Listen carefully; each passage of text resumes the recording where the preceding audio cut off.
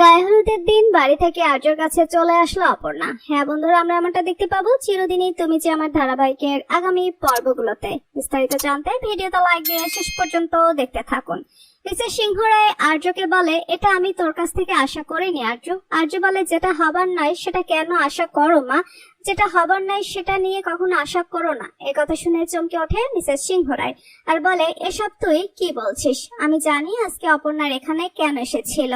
আর তখনই আর্য বলে, মা আমি আর অপর্ণাকে নিয়ে কোনো কথা শুনতে চাই না। প্লিজ তুমি অপর্ণাকে নিয়ে আর কোনো কথা বলো না। ওদিকে অপর্ণার বাবা মা অপর্ণার জন্য খুব চিন্তায় পড়ে যায়। এখনো হিন্দুলকে নিয়ে কেন বাড়িতে আসছে না। আর সেই সময় অপর্ণা চলে আসে। অপর্ণাকে দেখে সুমি বলে, হ্যাঁ রে অপু, কোথায় ছিলে এতক্ষণ? তোকে কতবার ফোন করেছি, তুই একবারও ফোনটা রিসিভ করলি না। আর তখনই হিন্দুল চলে আসে। হিন্দুলকে দেখে সুমি বলে, হিন্দুল তুমি? আর তখনই হিন্দুল বলে, হ্যাঁ আমরা গিয়েছিলাম আর্য স্যারদের বাড়িতে, আর্য স্যারদেরকে নিমন্ত্রণ করে এসেছি। আর তখনই অপর্ণা বলে, হ্যাঁ আর্য স্যারদের বাড়িতে গিয়েছিলাম, ওনাদের সবাইকে নিমন্ত্রণ করে এসেছি। এদিকে হিন্দুল বলে, ঠিক আছে আমি তাহলে আজকের মতো যাচ্ছি, কালকে না হয় আসবো। আর মা বলে,